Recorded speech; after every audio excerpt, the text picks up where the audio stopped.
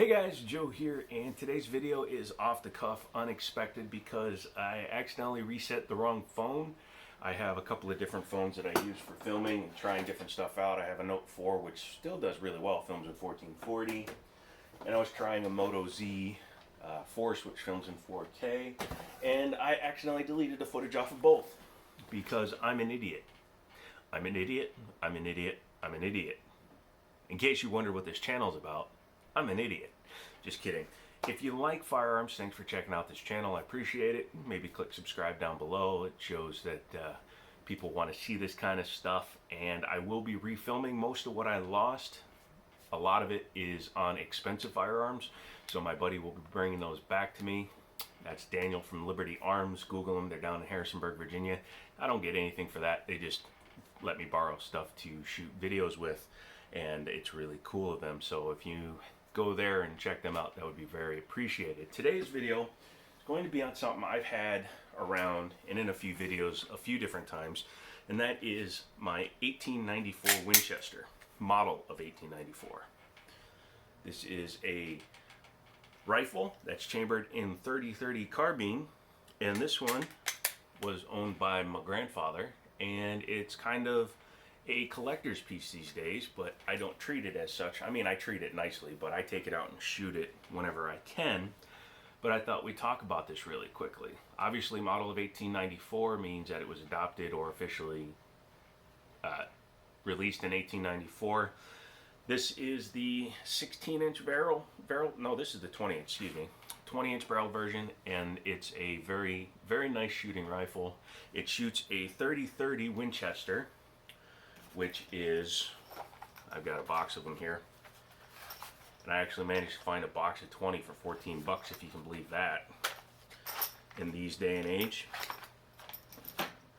This is a 30-30 cartridge. This is a 170 grain load. They also do a 155 grain load for a little bit less powder or a little bit lighter bullet, and it's a pretty powerful round. For a comparison, let me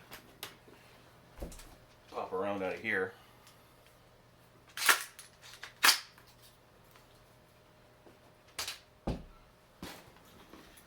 This is a 5.56 regular round. Sorry, I have some 5.56 green tip in my other mags. But that's a 5.56, and that is a 30-30. So as you can see, this is a pretty large bullet. This rifle is extremely accurate, even with its Lyman peep sight, which, as you can see, you have just a small little aperture to see through, and then you see down to the front hood where the front post is. It's a very accurate rifle. I like this sight. It's very good for someone like me who, when I shoot, I actually sway a little bit, so I have to be able to line up and shoot through my breath. Just works well for me. Obviously, there's no place to mount an optic unless I remove this sight. This is made by Lyman. Lyman makes Winchester sights, has for a long ass time. As far as I know, this is original to this particular rifle. You'll also notice that it's pretty heavily patinaed. These were blued from the factory. As you can see up near the end of the barrel, it's a little bit darker. Then as you get up to the receiver, you'll see that all the bluing is gone off of this particular rifle. That's because this was used. It wasn't a museum piece. It wasn't somebody thinking they were going to be a collector. This was somebody who took this rifle out and used it, probably for deer or whatever was in his area.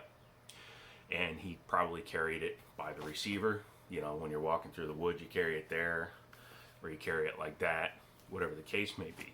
When I got it, it was very heavily coated in dirt and not corrosion, not rust, but just a layer of gunk on it. So I spent about 200 bucks. And had the gun sonically cleaned.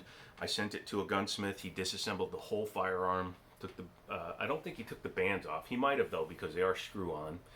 But he disassembled the gun and sonic cleaned it, which meant he didn't take any of the patina off of it. He just cleaned it and made sure that the rifle was serviceable. And I took it out before I had it cleaned and shot it, and it shot fine. And afterwards, it shoots beautifully.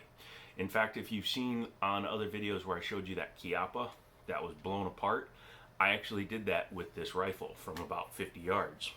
I put 3 on the frame of the Chiappa. I don't even consider that a real gun, but I hit it 3 times with this rifle from about 50 yards offhand, just kind of swaying in the wind for fun because I hated that gun. This one is from 1939. It's a 1,100,000 serial number, and you can still go to Winchester and look up serial numbers, which is really cool. And it puts this rifle at about 1939, so at the beginning of the conflicts that preceded the U.S. joining World War II. Basically back when Germany decided they wanted to start invading anybody that wasn't Germany. So if you are a buyer and a collector, you want pre-1964 versions of this rifle. This rifle is actually back in production, and you can get one made by Henry as well as Winchester. I think the Henrys were side ejecting, or were they bottom? I can't remember. But this one is a side-loaded, tube-fed, top ejecting sidearm. Sidearm. That's not a sidearm. My gun's a sidearm. This is a rifle. But anyways, you can still get these made, but newer ones are made out of different alloys. Like the bands are made out of a different alloy from the barrels and the feed tube, the mag tube. This one's a little loose, I gotta tighten that down. But the mag tube is made out of a different material. The receiver could be different from the barrel. So you have to watch out. You want something that's pre-1964 in order to guarantee you get a very quality piece. The newer ones are fine, but this guarantees you get a better rifle for your dollar. Now they can be expensive. I've seen these go for up to $2,500. I've seen post 1964s. I'm gonna keep transposing those. My brain doesn't like pre, post, this, that, or the other kind of things. But I've seen and purchased at a flea market of all place. I purchased a 1984 model for $300. So it can be hit or miss, up or down. But these will typically be in the $1,500 to $2,500 range depending on their condition. The wood has to be nice, and as you can see, this wood is very nice. Has a little scratch on it because I had this in the trunk with a model 1875, which I have to do a video on. It's just I haven't been to Winchester since the whole pandemic started, and it's at my buddy's shop.